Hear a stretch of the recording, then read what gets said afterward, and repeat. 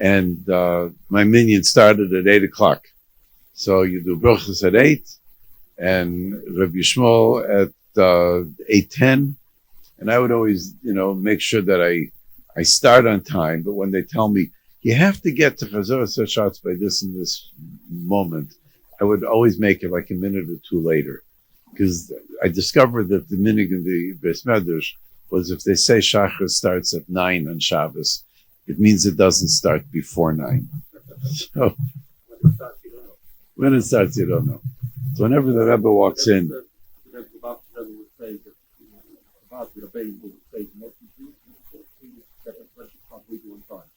yeah. Yeah. Yeah. All right. So today we're talking about communication, and this may very well be for some of us the equivalent of a college course called Communications 101. I'm going to talk about just some very, very simple basics about communication that we tend to overlook, we tend to minimize them. And here's what Communications 101 is. Obviously, if I'm talking to you, I need to make myself understood that you should be able to hear what I got to say. You also have to be the one listening, because if you're not paying attention, you're not listening, you're not hearing me, the message isn't getting to where it has to go. So much as we would talk about travel, you get in the car over here, you have to come over there. There's a path that you have to go in order to get there. If you're going to use the wrong route and follow the wrong map, you're going to end up at the wrong destination. So obviously what communication requires, I'm not telling you something that is not obvious, is if I'm trying to communicate a message to you, I have to give it to you in a way that you're going to understand it. To whatever degree I'm less than clear, you have to be able to figure out what I really mean. I'm going to explain more about that momentarily. Remember when we were in younger grades in Cheder, in school, we had a chimish with big letters with the posik on the top and small letters with Rashi on the bottom, right? Rashi is trying to tell you the intended message of the posik is this, right?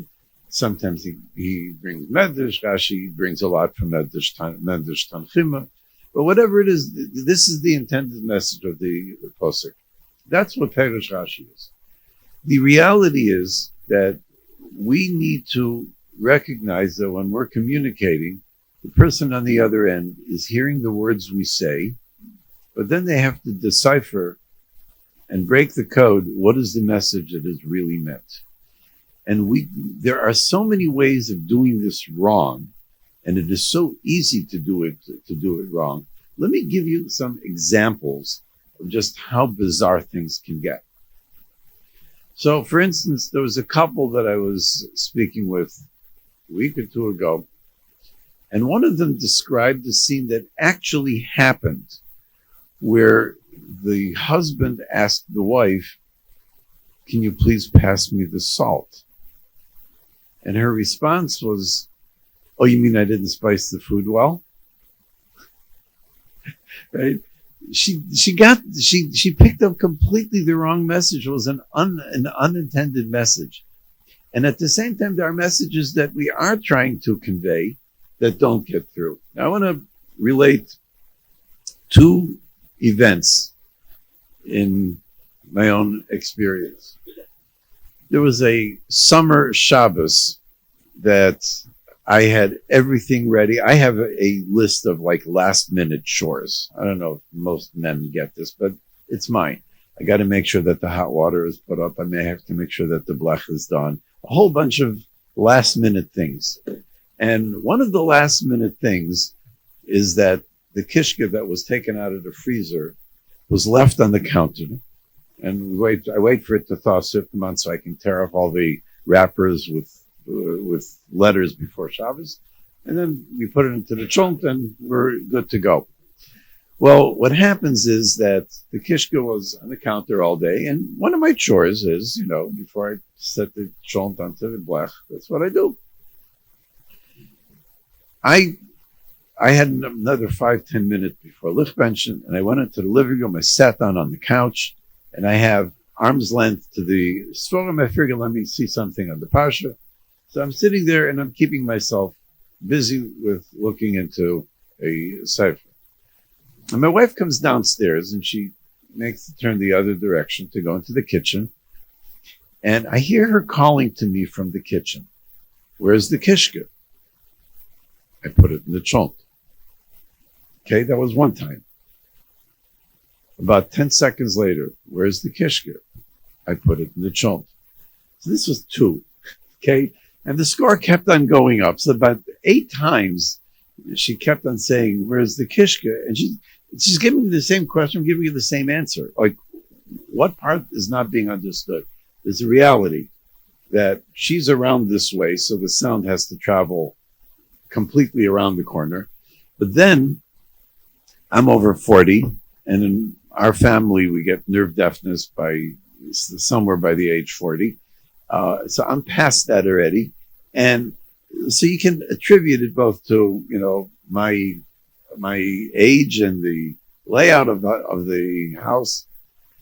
She comes running into the living room. She says, I'm about to bench licht. Where's the pishka? I want to put something in. Okay. So that's a very elementary, simple version of communication. Now here's a far better story. The story was that my youngest married son is married to a Jungreis. So my mechitten is the one who has the shul in Woodburn. The famous Rebbetzin Jungreis is a second cousin to him. But after the war, the families kept very close. They were very tight. So they go to each other's simchas, and here in the middle of the dancing, this Rebbetzin Jungreis wants to say Mazel Tov to the chusn, to the mechitten, to me. So they opened up a few inches of the mechitza at the far end of the hall, and they called us over that she should say Mazel Tov to us. Now, in the meantime, the mechitten is a very, very loved man, and a lot of the singers and performers are coming to the chasana, and one of them was Lipa. Okay, Lipa comes and he's wearing his colored bekisha, and he kisses everybody downstairs, and he goes upstairs to the balcony to the music, and he takes over the microphone. We knew this was going to happen. So he takes it and he finishes the next song, and then the music takes a 10-minute break. My favorite time at chasanas is when the music takes a break, because this, all the blasting and the zetzing with the noise, you can at least talk to somebody and hear them. So the music takes a break, and the Rebbetzin uses this opportunity to say Mazel Tov. Now, for those of us who are from the New York area, there are chasanas we can refer to as hit and run chasanas. You show up, you find the mechtainis of the chos and the kala, you say Mazel Tov, and you're out of there. Your spouse is waiting in the car, so you don't get a ticket, and nor did you have to look for parking, and you go home or you go to the next simcha. So, how long does it take you to say Mazel Tov? 30 seconds? 45 seconds? If you know the family a little bit closer, maybe it takes you a full minute. Rebbetzin Jungreis was a speaker. And when she spoke, she would go for sometimes an hour or two, probably without breathing in the middle, as far as we could tell. She had so much to share. She is not saying Mazel Tov for 45 seconds. She filled 10 minutes, easily. And she's going on and on. And meanwhile, the music, the opposite side of the hall, on the balcony, is starting to play. Now, she's still talking. How do you quiet down the music so that she can finish what she has to say? It's only proper.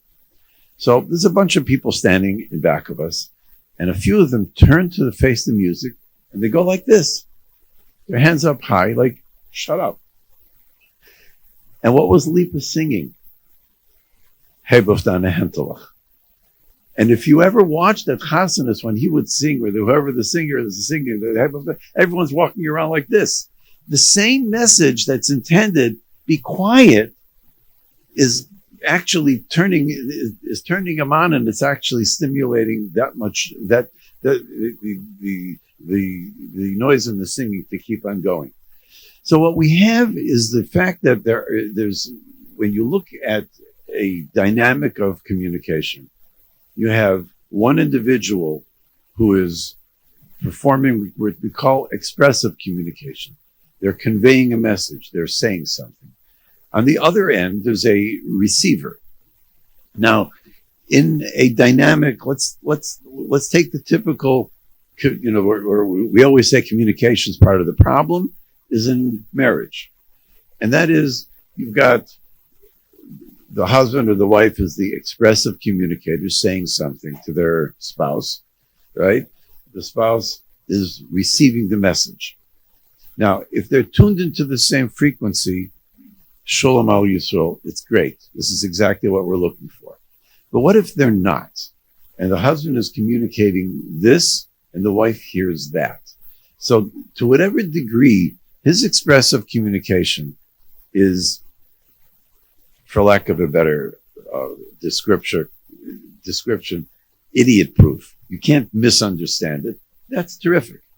But what about if he is not a perfect expressive communicator and he doesn't say exactly what he means? So she has to somehow figure out from what he said, what is it that he really means to say? So we have to have good skills for expression and good skills for reception. We have this all the time. If we're talking to somebody and we're on our cell phone, or today even our home phones are cordless phones. Remember corded phones, anybody?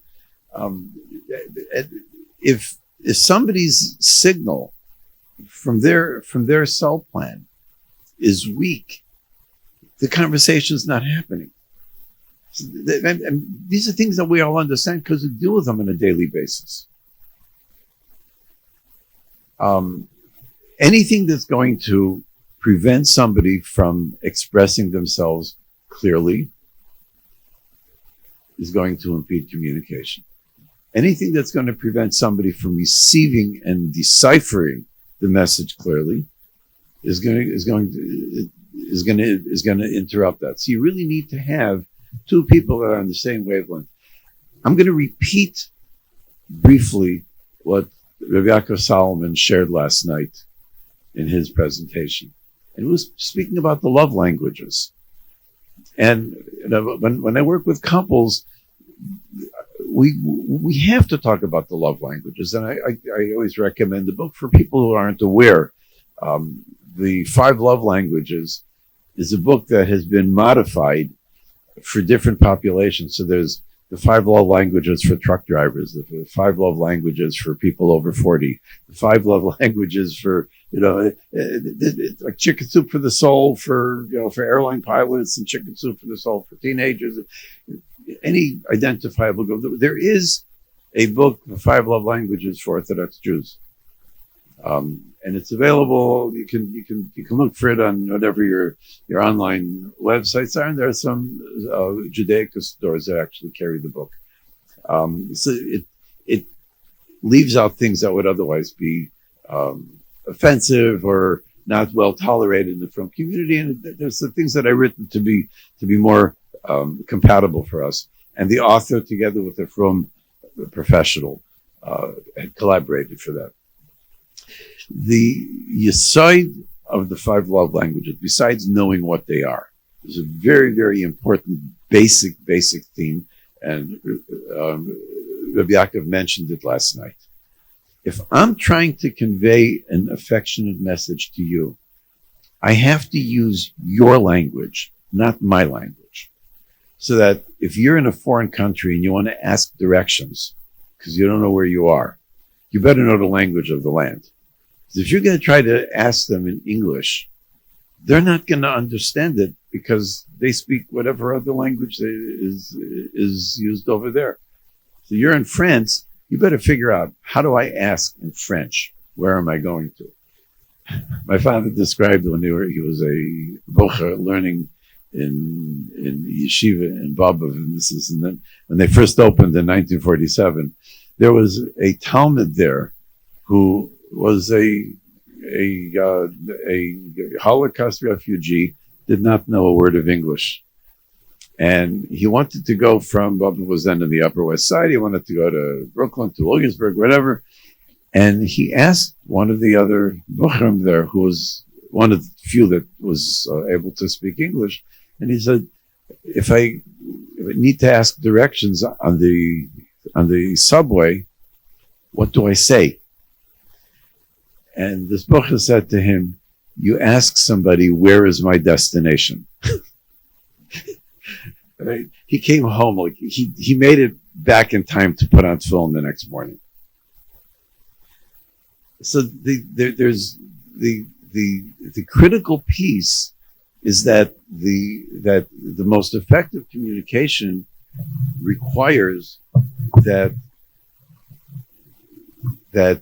the expressor expresses clearly, the receiver receives clearly, and that we're able to manage this. Now we've spoken very, very fundamental basics of normal communication.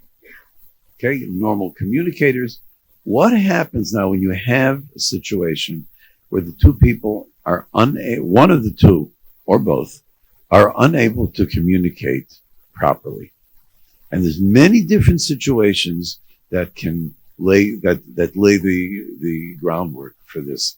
And if we have an idea of what they are, we know where are the potential trouble spots. So that, what if somebody is handicapped, chas v'shalom, and cannot speak clearly? Can we understand what they're saying? There's a younger man who, last several months, has been davening in the Beis Medrash with us. And he's a friendly guy, and he makes conversation with people. I've had conversations with him, and most of the time I'm like shaking my head. I have no idea what he's talking about. He mumbles in a way that it's just not clear to me. So I'm nice to him and I behave, but if he's trying to tell me something, I have no idea what he's talking about. That's one version of somebody with difficult communication. There are people who are unable to communicate properly because of clear handicaps. Right? This is a speech handicap. There are people with neurological problems. There are people who are less able to communicate because of aging. One of and obviously there's mental illness, which can make a very big difference. One of the things that is clear is that when we're dealing with our kids that are going through major difficulties, alachas kama v'kama, which is true way too big of a percentage of the time, where they're victims of trauma. We're dealing with somebody who cannot communicate accurately. Now, let me go away from our kips for a moment. Let's talk about a normal kid. It's not a kip, 4-year-old kid. And the kid says something to the parent, which is really chutzpahdik, nasty, right? I once got a phone call from a parent, a 7-year-old kid, mild-mannered kid. Kid comes home from school one day and says, mother, 7-year-old, mother, if I had a knife, I'd cut you in pieces. He's like, what? Now, Baruch Hashem, the mother sat back and said, there's something going on here. I don't know what it is. Baruch Hashem, they called me, and I'm not a child therapist, so we're able to actually figure out what was happening. It was one of these cases of me having a lot of siyata d'shmaya and guessing right. But there was a reason why the kid was communicating that way, and it turned out that it was a particular medical issue that was having a psychiatric side effect, whatever. It was something that was Baruch Hashem able to be resolved relatively easily, and happy ending. They lived happily ever after.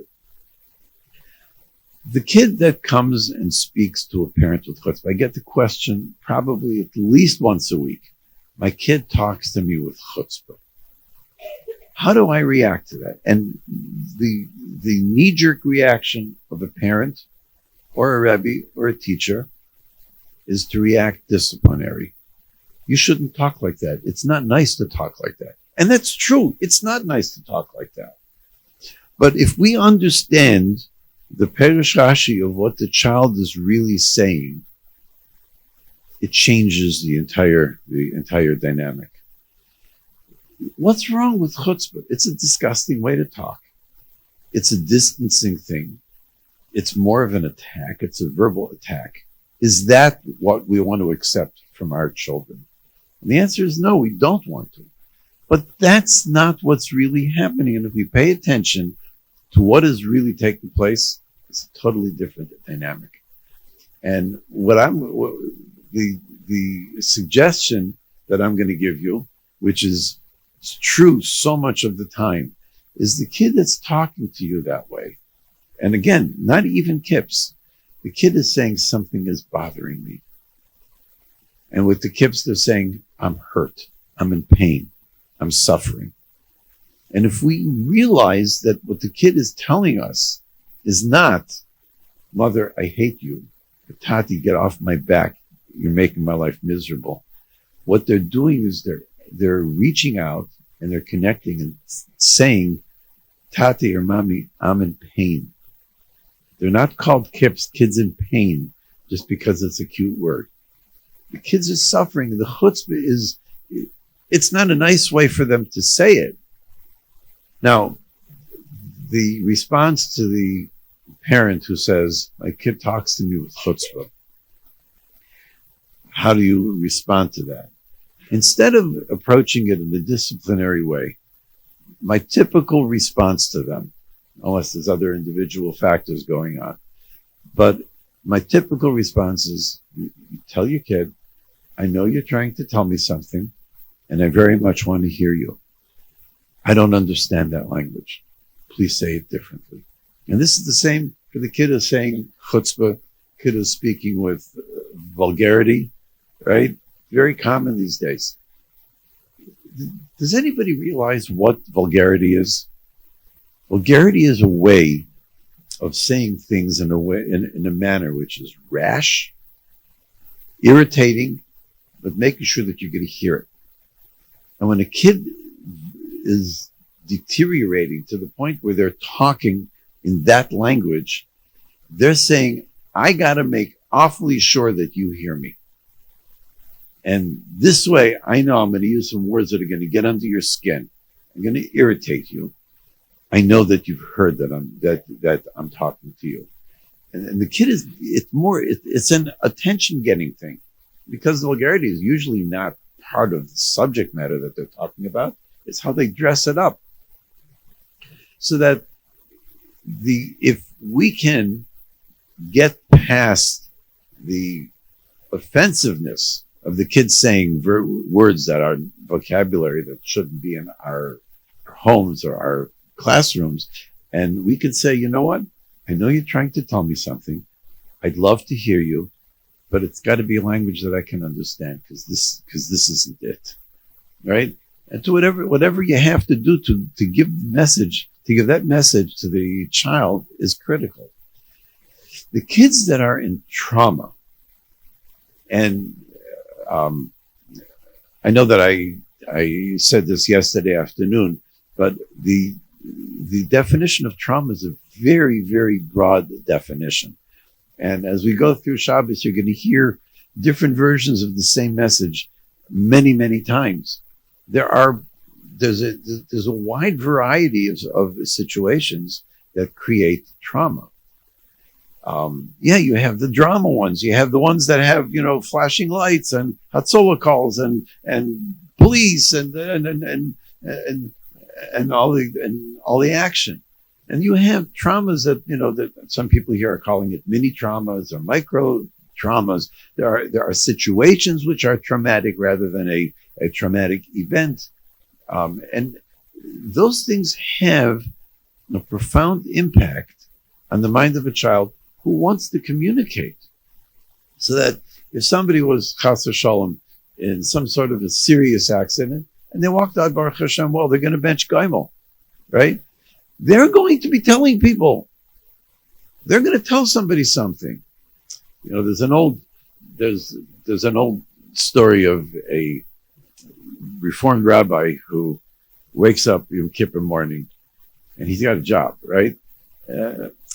I know it's Yom Kippur, and I got a job, and I'm a rabbi, and a temple, and fasting, and you know what? I'm not in the mood of any of that. I'm going out to the golf course, and I'm going to shoot myself a couple of holes of golf.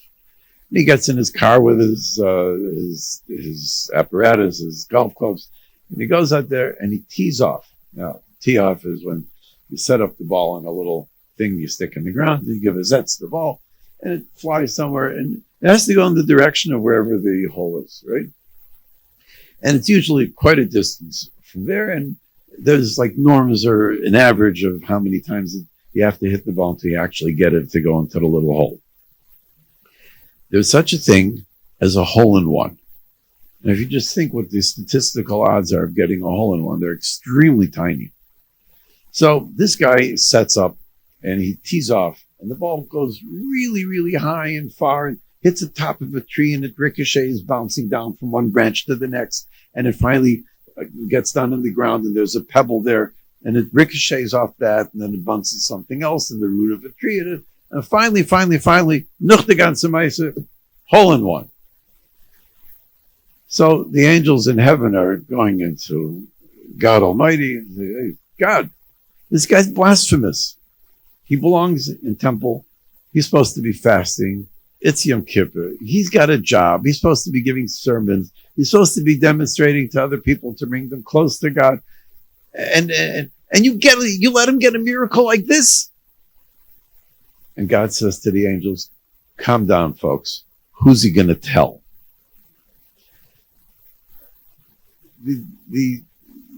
When we experience something dramatic, we're holishing to tell somebody. It's pushing out of me. I remember when my youngest son was born. It's a big chiddush, you know. I was over 40, and my wife was, I think she just hit 40 or something like that. And we were thrilled beyond, right? I couldn't get a car service to get home from the hospital, whatever there was. There were no car services then, and I have to wait an hour. I walked home. It was a nice distance, and I stopped at a Beis Medrash, and I davened mincha there, and I stopped in the store to buy something. And all I can tell you is, I was going crazy. I walked into a store to buy something. Okay, I didn't do it, but I really felt like telling the shiksa behind the counter, my wife just had a boy. Now, she doesn't know who I am. She doesn't care who I am. She doesn't care if I had a baby. She just needs to do her job. I was itching to share. It's a piece of news. The same way that these major events in our lives that are positive are things we like to share. And David Shizalov, we should always be able to share things like this. Somebody who is experiencing a negative event is holishing by nature to share it with somebody, because to suffer alone is a magnified form of suffering. So that it's perfectly common and rational to expect a kid that is suffering internally from whatever their trauma is. It's a accumulation of micro traumas. It's a traumatic event. It's a series of traumatic events, and all the things that follow that: the loneliness, the anxiety, the self-blame, the rage that they have towards others, the self-esteem that goes down the drain for them. All of these things are things that they don't want to contain inside, because we all want somebody to share it with. And when they can't do that, it's suffering for them. And they're trying desperately to do it. And what they need to be able to do is to share the experience, and we need to be there to share it with them, so that they're going to be saying things, they're chalishing to say it, and they're unable to express it properly, or at least in the way that we want to hear it, because they can't do it. And in order for them to do it, they have to get into vulgarity. They have to get into chutzpah. They have to speak in ways that we don't like. Sometimes they're not saying it in words, they're saying it in actions. The kids that change the way they dress, they're not doing it because those things are more comfortable. Now, I can't tell you what short skirts feel like. I've never tried it. Okay? But why would somebody want to walk around less covered up? I just don't understand it. Right? Why does somebody want to have more hair in the front? It's a pain in the neck, right? The kids are making statements. We recognize that the kid that changes their levush and their manner of dress is making a statement. They are conveying a message to us, and we need to hear that message. So that I daven in a Beis Medrash, Chassidish Beis Medrash. There's a Rebbe who for his Tish Friday night, Shaloshidas, Malava Malka. And yeah, pretty much almost everybody there is dressed, Bakasha, suit, whatever it is, whatever the regular levush is. And every so often somebody comes in and they're not dressed like that.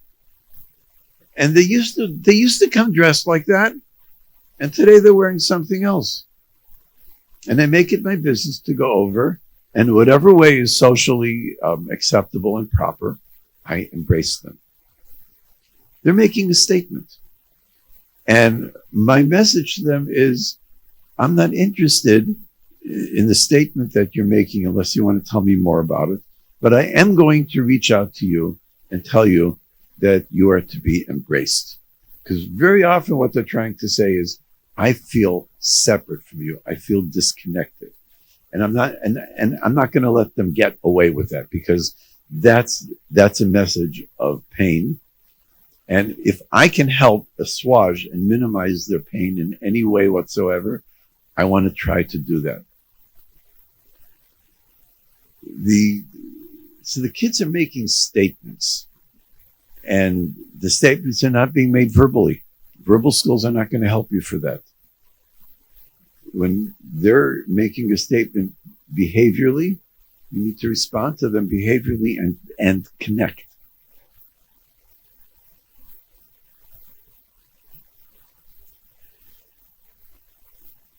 There are many things that control the way that a person conveys messages. We've mentioned trauma. We've mentioned languages. There are factors that are very different in different languages, different dialects, different locations, different times. When I was in my early days working in the field and encountering people using drugs, they refer to marijuana as grass and pot. In the New York area, when they said dope, they were referring to marijuana. When I was working in New Jersey, dope meant heroin. And these are street names for drugs. And those street names have changed. So that in Borough Park, in the populated neighborhoods around Brooklyn, marijuana was called grass because grass could not mean anything else. In Pennsylvania, grass can mean something else, so they called it other stuff. Today, the common expression for it is weed, and there's many other nicknames for these things. And if anybody wants to deal with the drug scene, they better be up to date on what the names are that are being used for things, and recognize that over a period of time, those things are going to change because the vernacular does modify over time. We're beset in our generation with certain challenges of communication that are things we have to cope with. They're here to stay. Do we text the same way that we speak? Would we submit a letter to somebody that spells people PPL, or before the letter B and the number 4? You wouldn't do that, but that's okay in texting language. And how many of our kids have a huge amount of their, how many of us, of our communications are being done that way? So what we've done is we've modified the way that we communicate to be able to follow certain trends, and it can be unnerving to people. I find it really irritating when I get a text message that's like that I have to decipher it before I can actually read it.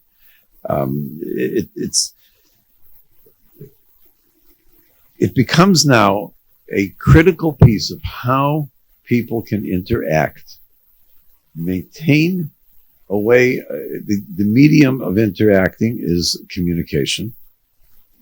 Can we express ourselves well? Can we receive the message as well? Is there a disability or a handicap on one or both sides of that that make it difficult for us to be able to communicate? For a while, I was unable to communicate with my father well by phone. There was a problem between the receiver of the telephone and his hearing aid.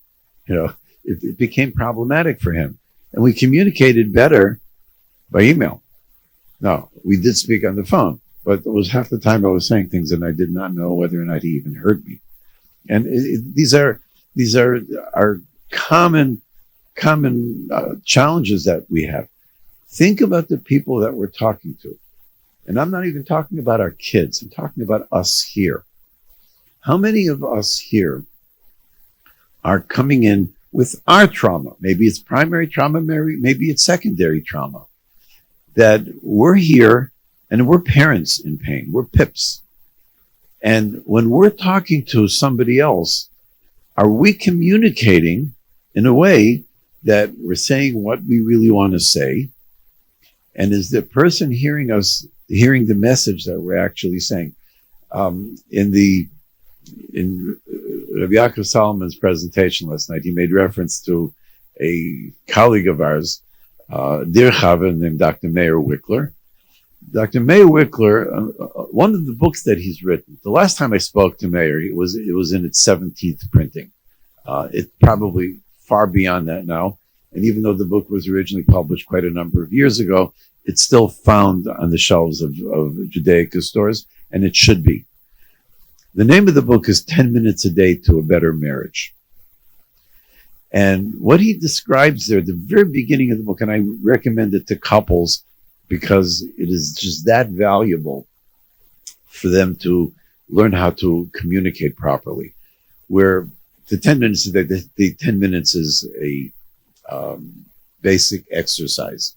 And we can all do it with whoever it is that we need to communicate with, whether it's our husbands, our wives, our children. What it is it's a technique called reflective listening, where the practice session is I say something to you for a couple of minutes, and you reflect back to me, not your response to me, but you reflect back to me what you heard. When you do that, I can now hear, that's not exactly what I meant. So let me try to say it differently. And we may have a back and forth on this any number of times before we get it right. When we do this exercise, we learn to be better expressive communicators, and we learn how to receive messages better. In other words, when you're not 100% clear, because perfection is not for the members of the human race, when you're not perfect, all right, you've communicated a message. I think you mean such and such. I can get better at figuring out what you really mean. Reb Shimon pointed out a really, really major aspect of this, and that is that communication involves other things besides words. There's the tone of voice. There's the expression in which it's being said. It's whether you're speaking softly or you're speaking loudly. It's the body language. It's the facial expressions. We get better with this, but we have to be aware of it, so that when you're talking to somebody, you can't see them, right? There's a certain thing that you're missing. Okay, so WhatsApp fix that, right? We can FaceTime or whatever it is. We've fixed a little bit of that, but you still miss an awful lot. So in reflective listening, you basically practice how to be able to speak in a way that conveys the message you really mean. I'll give you a very, very simple example of communication, both verbal and nonverbal. Men, you come home from work, you're hungry, and you go to the refrigerator and you open the door of the refrigerator and you're looking inside. Your wife happens to be in the kitchen. What is she going to say to you? What are you looking for? Are you hungry? Right? It's obvious. What if the real reason that he's looking in is because he's going to go to the grocer and he wants to know if you need milk or eggs?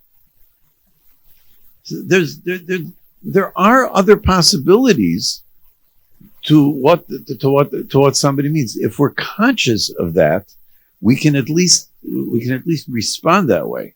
Now, there's no disaster of saying, "Are you hungry?" when all he's doing is trying to check if there's milk and eggs, right? But there's so many times that we can actually miss a situation. So now, how many of us have had stories where a kid comes home from yeshiva, right? And something happened in class that day, and the kid wants to talk about it, right? Now, let's say it's something involving the kid that's disciplinary in nature, right? It's not a nachas communication, right? So we're not going to be thrilled to hear it. How's that communication going to go by? You're going to show the child, I don't want to hear stuff like this, right? You may say it body language, maybe not in words. What message does the kid get? You just communicated to them while they're talking. That again, right? So these things become critical issues in every home, every day, no matter what the situation is. How do we communicate, right? We do it in action. We do it in words. We do it in all the other parts of how we speak, with the body language, the facial expressions, the tone of voice. How do we do all that? When we become a lot more conscious of it, it changes us. Do we practice? The reflective listening is a fantastic exercise. We each have our couple of minutes saying what we want. Whoever we're trying to communicate with says, "This is what I'm hearing," and it becomes a very, very different. Somebody says something to you which is not true. You know what we can do? We can be very much at the surface. What you said is not true. It wasn't this, it was that. All right? The person wasn't driving a Chevy, they were driving a Honda. You can get into that, right? Is that productive? Maybe it is, but it probably isn't.